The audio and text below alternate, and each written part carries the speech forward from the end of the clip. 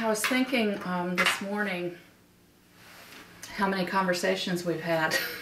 No. And I went through my books to sort of tie all the conversations, probably led to a book that one of us had read or read together, or your book group was reading. Starting with the Four Agreements, and all the Sumach Kid books, and recently Falling Upward. Yes. And when Pat Altvader and I conceived this idea for Reinvention Uncensored, I knew immediately that I wanted something different than your typical women's gathering. I wanted great conversations with women, and some of the conversations that you and I have had over the years. So you were the first person I thought of to invite to be part of the speakeasy. And you asked, what do you want me to talk about? And there were so many topics that came to mind for me.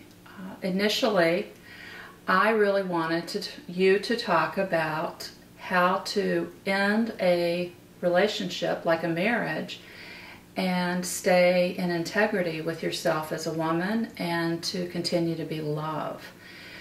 I think more than anyone I know, you've modeled that for women, and especially for me, how to continue to be true to yourself. And I know you even go on vacations with your ex-husband, your grown children, and your grandchildren, and his new wife. Which is the bigger thing. Like, I don't know who does that.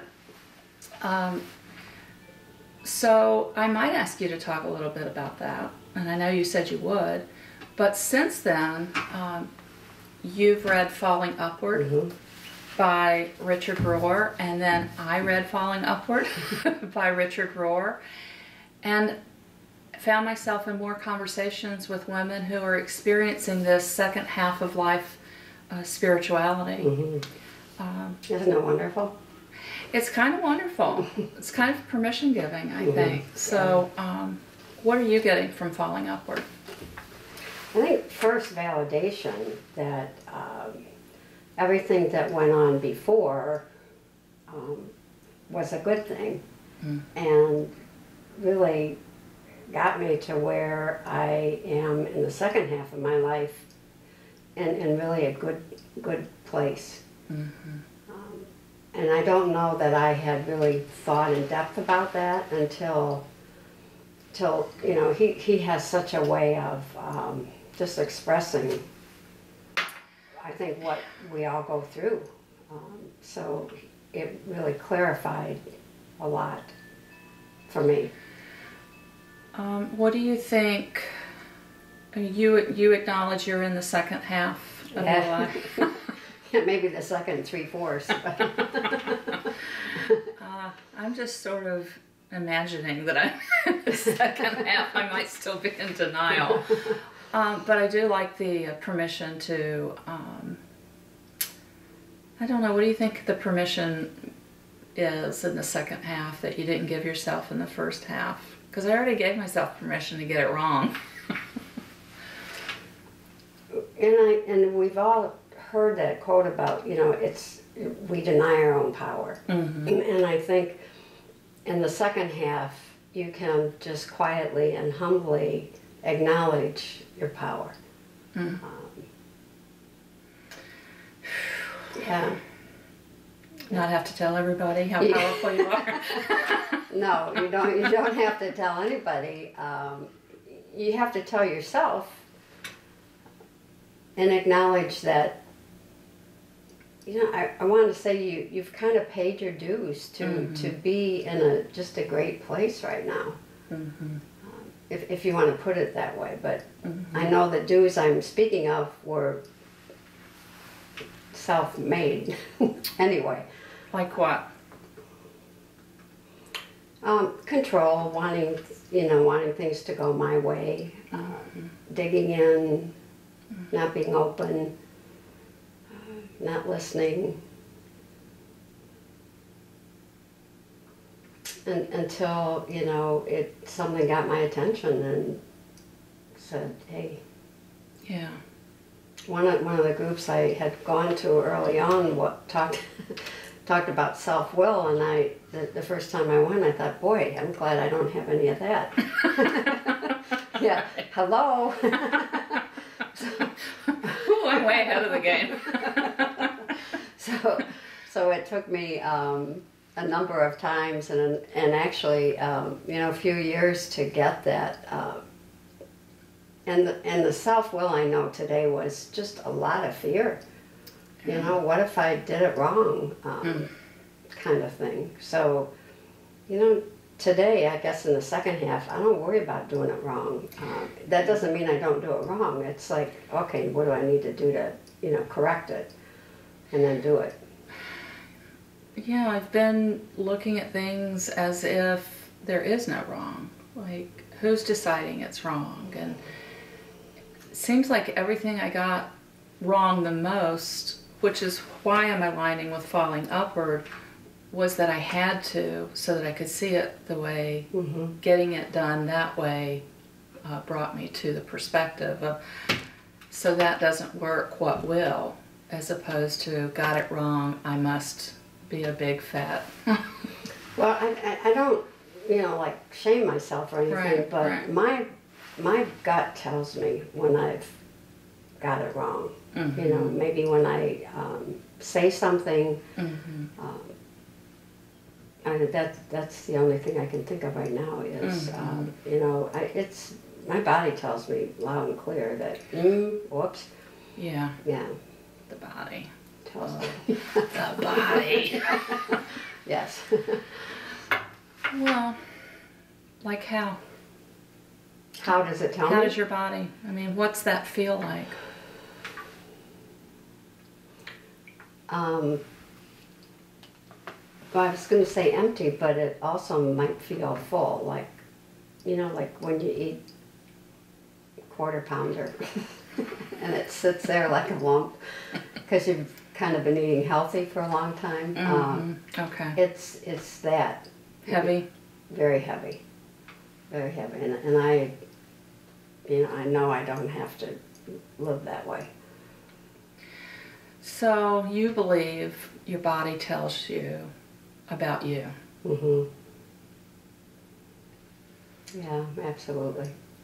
We're having a lot of conversations about inflammation in the body, and I've been privy to lots of get-togethers with women that are just solely focused on how do we fix the inflammation. And I've been crabby about that conversation, that it doesn't feel like the true conversation I want to have. So But maybe it's a conversation they need to have. I accept that. Yeah. I also am going to have the conversation I need to have, which is getting to the root of the inflammation. And I'm sort of on a path, and it could be wrong, but I'm on a path of owning the inflammation for what it is and what it might represent. For you or for me. For you, okay, yeah. Yeah. And many times when I talk with people, they'll go into something like that and they say, I just don't know. And I just say, yes, you do. I do. Yeah. I for sure do know the root of my inflammation. Yeah. And one of the other conversations we had about just be love, like, is there a more powerful decision to make in your life than to come from a place of love in all things?